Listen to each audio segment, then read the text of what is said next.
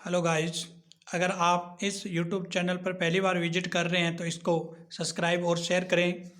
राजस्थान लोक सेवा आयोग की तरफ से स्कूल व्याख्याता मैथमेटिक्स 2022 की प्रतियोगिता परीक्षा के लिए आज हम सारणिक से संबंधित कुछ महत्वपूर्ण तथ्यों के बारे में चर्चा करेंगे।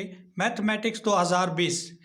तो गाइस, सारणिक क्या होती है? सारणिक और मैथमेटिक्स के ऐसे दो टॉपिक है जिनमें से लगभग 2022 की वैकेंसी में आपको मिनिमम मानकर चलो 7-8 क्वेश्चन सारणिक और मैट्रिक्स में मिलेंगे।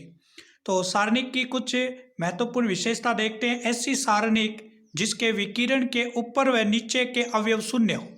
अगर ऐसी सारणिक जिसके ऊपर और नीचे दोनों के अवयव शून्य होते हैं तो उसे त्रिभुजाकार सारणिक की संज्ञा दी जाती है। जैसे गाइस देखो, ये आपके पास एक सारणिक का उदाहरण है। तो इसके अगर आपने देखें तो विकिरण के अवयव 2, 4, 1, इसके ऊपर के अवयव देखो, ये विकिरण हो गया। इस विकिरण के ऊपर के अवयव देखेंगे तो 0, 2, 2, मतलब ये जो विकिरण के ऊपर के अवयव शून्य है तो ये त्रिभुजाकार सारणिक बोलेंगे। ये सारणिक देखें तो इसके भी विकिरण है। विकिरण के अवयव के ऊपर वाले जो भी अवयव है वो क्या है? 0। ये त्रिभुजाकार सारणिक है। यहाँ देखें तो ये मुख्य विकिरण हो गया। इस विकिरण के नीचे वाले जो अवयव है वो शून्य है तो ये भी त्रिभुजाकार सारणिक की संज्ञा दी जाती है। तो इसके बाद दूसरी गाइस बात करते हैं सममित सारणिक क्या होती है। सममित सारणिक का मतलब होता है आई जे बराबर जे आई, मतलब आई और जे का कोफिशिएंट जो है जे और आई के अगर बराबर है तो वो सममित सारणिक होती है। जैसे देखो, इसमें हमें दो ही अवयव देखने होते हैं।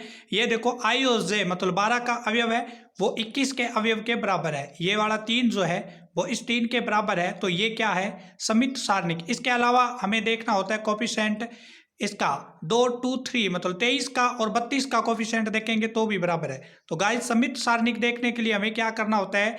ये वाला जो 12 का अवयव है वो 21 के बराबर होना चाहिए। 23 का जो अवयव है वो 32 के बराबर होना चाहिए तो सममित सारणिक होती है। इसमें भी देखो 12 का अवयव b है और 21 का अवयव b है, दोनों बराबर हैं।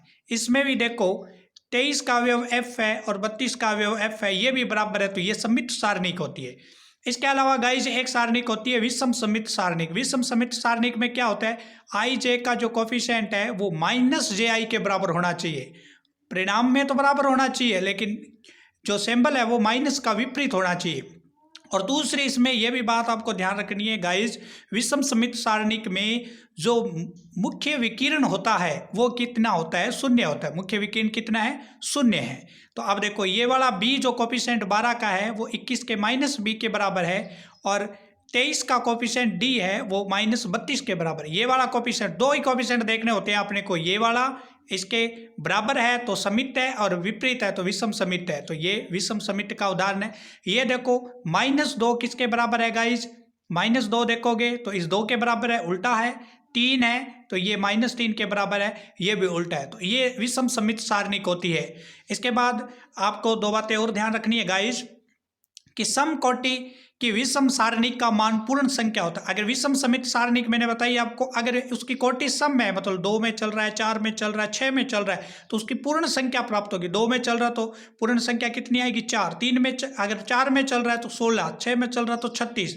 और विषम कोटि की अगर विषम सारणिक है तो उसका मान कितना होगा? 0। जैसे 3 की है, 5 की है, जैसे ये मान लो ये आपके पास सारणिक थी, इसका मान कितना आएगा? 0, क्योंकि अपने मुख्य विकिरण वैसे ही 0 है। इसका मान भी कितना आएगा? 0। क्यों आएगा? क्योंकि ये 3 कोटि की है। तो थैंक यू गाइज, वीडियो को शेयर करें, लाइक करें, धन्यवाद।